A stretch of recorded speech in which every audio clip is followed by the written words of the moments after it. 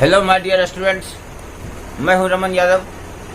आपका अपना YouTube channel Raman classes में आप तमाम बच्चों का हार्दिक स्वागत। आज हम आपके लिए लेकर आए हैं एक लाजवाब वीडियो कक्षा 9 के लिए, पार्ट 1 विषय गणित, NCERT based all problems. Without wasting your time, I would like to explain all questions one by one. Without skipping my video, I would like to say, please maintain concentration, devotion, and with a lot of spirit, you will focus on board so that you can able to learn each and everything. तो आइए अब हम लोग जाने प्रश्नावली 1.2 NCERT। First question है कि निम्न में से कौन सा कथन सत्य है या असत्य। पहचानना है कि कौन सा कथन सत्य है या असत्य। प्रत्येक अपरिमेय संख्या एक वास्तविक संख्या होती है। प्रत्येक अपरिमेय संख्या एक वास्तविक संख्या होती है। क्या यह कथन सत्य है या असत्य? तो यह कथन जो है सत्य है। यह कथन सत्य है। क्यों सत्य है? कि एक उदाहरण हम देते हैं। अपरिमेय संख्या है 1.4142 ... यह एक वास्तविक संख्या, यह एक वास्तविक संख्या है। इसलिए बताया गया कि प्रत्येक अपरिमेय संख्या अपने आप में एक निश्चित संख्या होती है, एक यूनिक नंबर होता है, इसलिए यह कथन सत्य है। दूसरा नंबर में देखें कि संख्या रेखा का प्रत्येक बिंदु √m के रूप में होता है, जहां m एक प्राकृतिक संख्या है।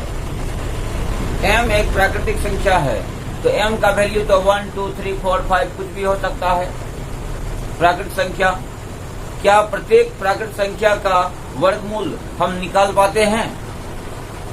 4 का वर्गमूल 2 होता है, लेकिन क्या 3 का वर्गमूल?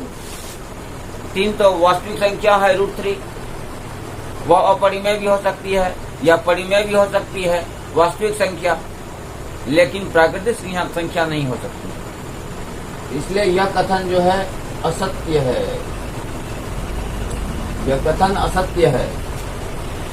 मान लिया जाए कि √5 लिखा हुआ है, 2.234 ... यह संख्या प्राकृतिक नहीं है, प्राकृतिक संख्या नहीं है। Solution completed. प्रत्येक वास्तविक संख्या एक अपरिमेय संख्या होती है। नहीं, यह गलत है। प्रत्येक वास्तविक संख्या परिमेय भी होती है और अपरिमेय भी होती है। 1, 2, 3, 4, 5, 6, 7, 8, 9, 10 जितना भी है, यह वास्तविक संख्या है। और वास्तविक संख्या परिमेय भी होती है और अपरिमेय भी होती है। असत्य, क्योंकि वास्तविक संख्या परिमेय वो अपरिमेय दोनों होती है, दोनों होती है। उदाहरण के लिए लिख दीजिए, 5 जो है वास्तविक संख्या है, लेकिन यह एक परिमेय। 5 को 5/1 लिख सकते हैं, इसलिए परिमेय। लेकिन यदि हम कहें कि 1.245 है लिखा हुआ, ... यह अपरिमेय है। यह अपरिमेय और यह हो गया परिमेय। इसलिए प्रत्येक वास्तविक संख्या अपरिमेय भी होती है और परिमेय भी होती है। दूसरा नंबर देखें क्वेश्चन, क्या सभी धनात्मक पूर्णांकों के वर्गमूल अपरिमेय होते हैं? नहीं, परिमेय या अपरिमेय दोनों होते हैं। लिखेंगे नहीं, सभी प्राकृतिक संख्या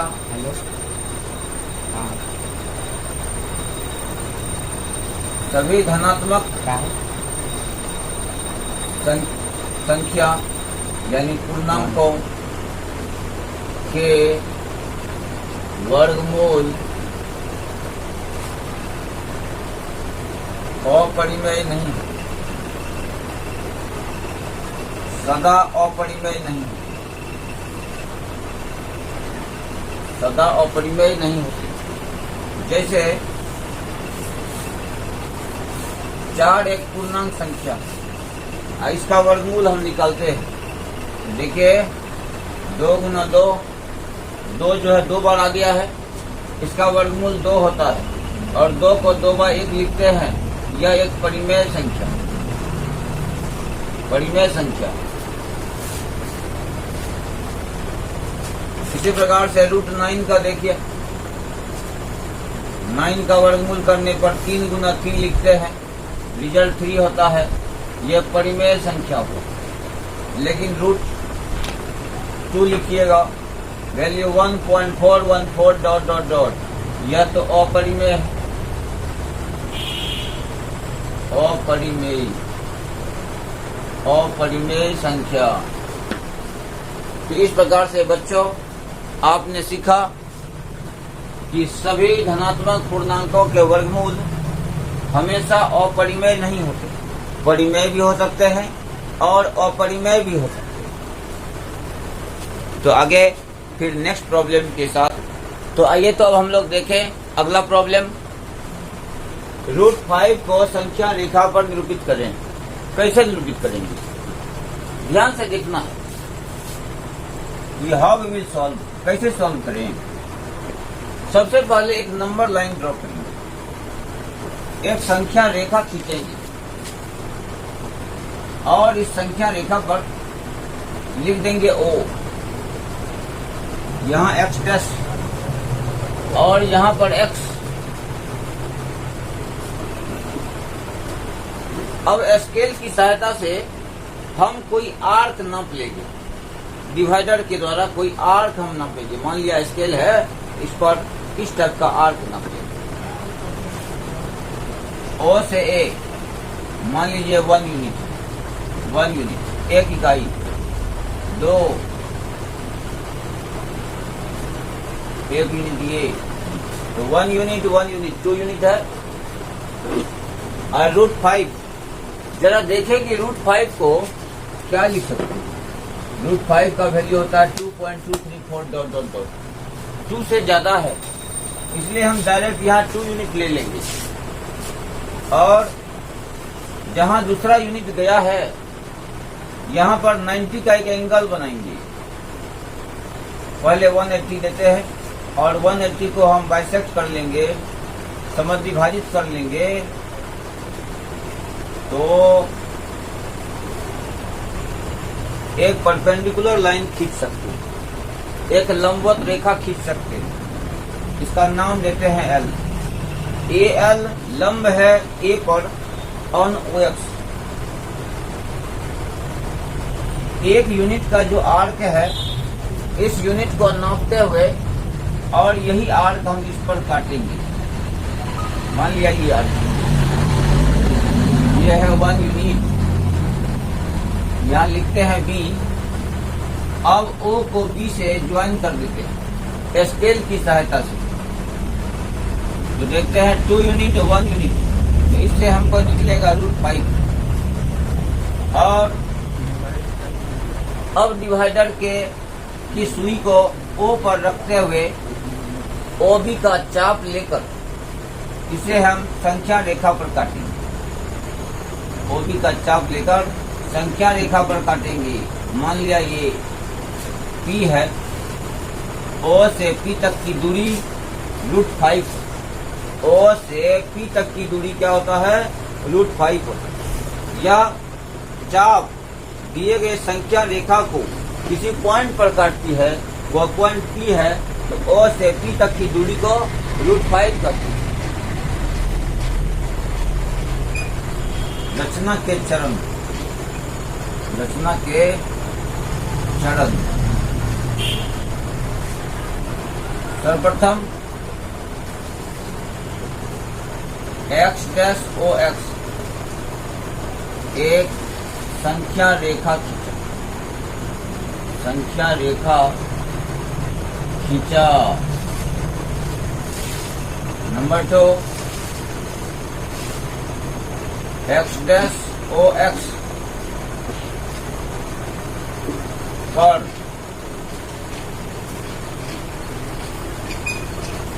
दो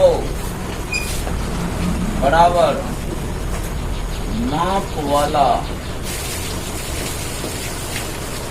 चाप काटा। ओ ए बराबर 2 इकाई, ओ ए बराबर 2 इकाई। तीसरा में क्या किया, ओ एल लंब खींचा ए पर, जो एक्स डैश ओ एक्स पर स्थित है। चौथा, ए बी बराबर 1 इकाई काटा। पांचवा, ओ को बी से मिलाया, अतः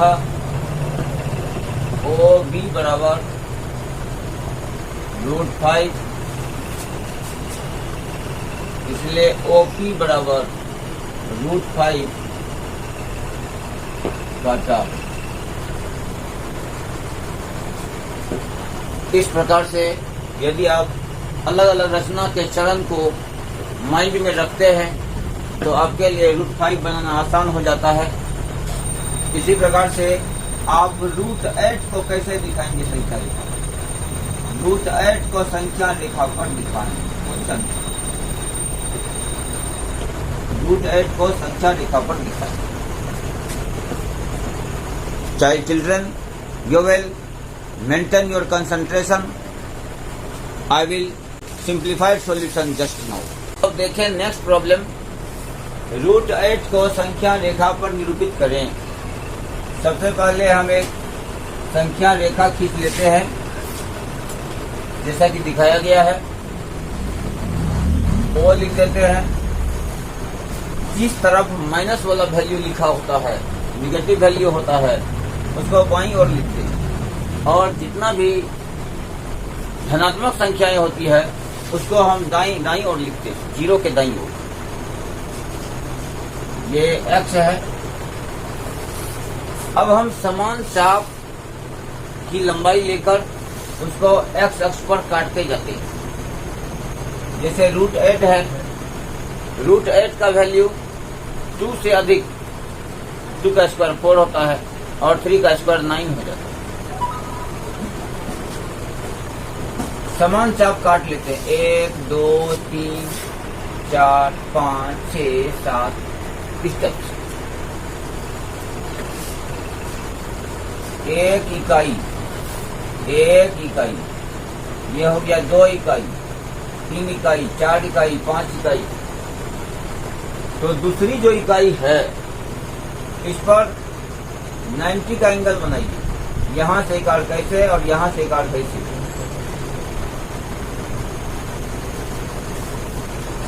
हम एक लंब खींचे, यार एल ए लंब है ओ एक्स पर, एल ए लंब है ओ एक्स पर, या एक्स डैश ओ एक्स पर। अब एक चाप की जो लंबाई होती है वही चाप ए से हम काटेंगे। मान लिया जाए ये ए बी एक चाप है जिसका मान 1 इकाई होती है। ओ को बी से ज्वाइन कर दीजिए, अब इसका मान √5 हो जाता है। आपको तो √8 दिखाना है, तो √5 वाले ओ बी को आधार मानते हुए 90 का कोण बनाएंगे। 60 120, यहाँ से काट कैसे, यहाँ से काट कैसे 90।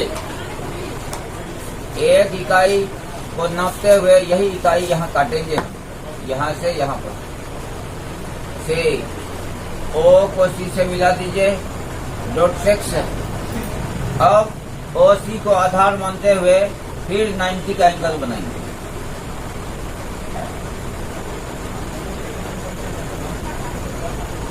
ये एक इकाई है, यही एक इकाई हम सी से आगे डी काटेंगे। ओ को डी से ज्वाइन किया, वैल्यू √7 होता है। अब √7 को फिर आधार मानते हुए 90 का एंगल बनाएंगे। 60 120, यहाँ से एक आर कैसे और यहाँ से एक आर कैसे। एक इकाई है और यही एक इकाई आगे भी काटेंगे। मान लिया जाए ये ई, ओ को ई से ज्वाइन कर दिया, ये एक इकाई। √7 से अब वैल्यू हो जाएगा √8। यहाँ ओई की जो लंबाई होगी वह √8 है।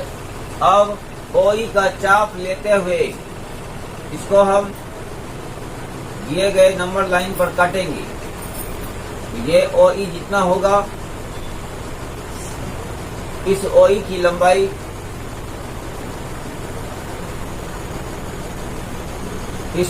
लंबाई जो एफ पर आ गया तो ओ एफ जो √8 को निरूपित करेगा।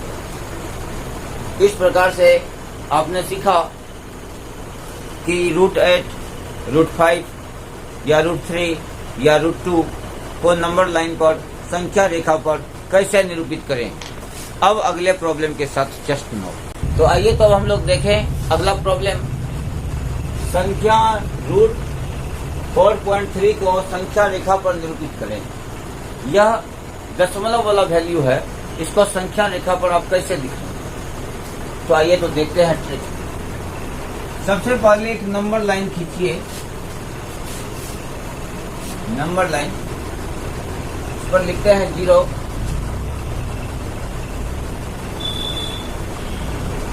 और 0 से लेकर ये जो √4.3 है, थोड़ा समय के लिए आप रूट को भूल जाइए। वैल्यू हो गया √4.3, सिर्फ 4.3 इकाई डायरेक्ट यहाँ काट ली।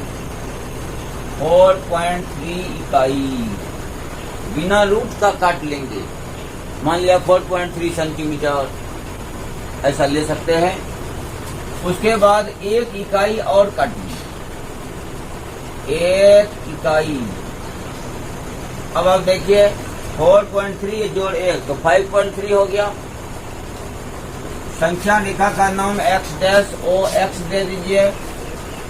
अब O से B तक की जो लंबाई है, इसका एक समद्विभाजक रेखा खींचते।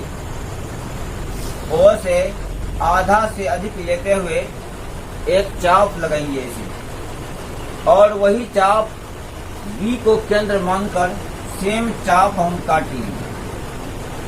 तो देखते हैं, इस प्रकार से हमें एक समद्विभाजक रेखा प्राप्त होता है। यह समद्विभाजक रेखा दी गई संख्या रेखा को M पर काटता है। अब OM या MB को त्रिज्या मानते हुए एक अर्धवृत्त खींचते, एक अर्धवृत्त। इसके बाद A पर 90 का कोण बनाते हैं। हम पहले 180 बना दिए। यहाँ से एक चाप ऐसे लगाएंगे, यहाँ से एक चाप ऐसे लगाएंगे। पहले यह एक ऊंचाई खींचा गया। यहाँ AD या D के बदले C कर दीजिए। AC लंब है A पर, OX पर। अब AC की जो लंबाई होगी यह √4.3 होगा। अब AC को चाप मानकर इसी चाप को हम ऐसे घुमाएंगे, जो दी गई संख्या रेखा को एक पॉइंट पर काटेगा, जिसको D लिखते हैं। अब A से D तक की लंबाई √4.3 होगी। इस प्रकार से हम दशमलव वाले वैल्यू को भी, दशमलव वाले मान को संख्या रेखा पर दिखा सकते हैं। इसमें जो रचना का चरण है, जरा वो भी बता दें। रचना के चरण, सर्वप्रथम x डैश ओ एक्स एक संख्या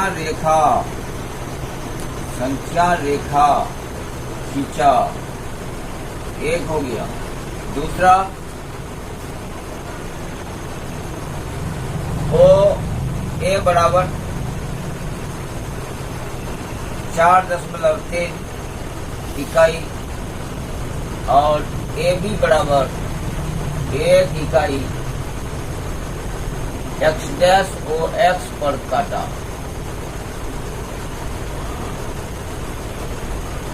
ओ बी का समद्विभाजक एक रेखा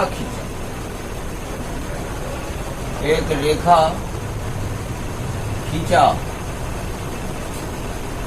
यहाँ M ओ बी का मध्य बिंदु है। तीसरा ओ एम बराबर एम बी बराबर आर मानते हुए एक अर्धवृत्त खींचा। पॉइंट नंबर 4 AC लंब खींचा ओ एक्स पर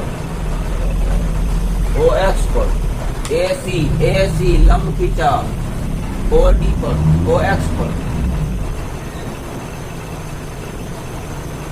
AC बराबर √4.3 AC बराबर √4.3 बराबर AD x dash O X पर काटा। अतः AD बराबर √4.3 जो अभिष्ट संख्या है।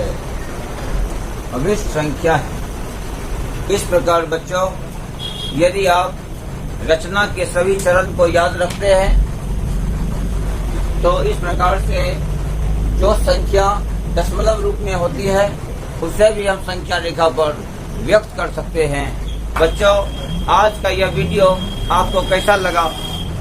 यदि यह वीडियो आपके लिए प्रेरणादायक हो तो कृपया रमन क्लासेस चैनल को सब्सक्राइब करें, शेयर करें, लाइक करें और कमेंट करना न भूलें।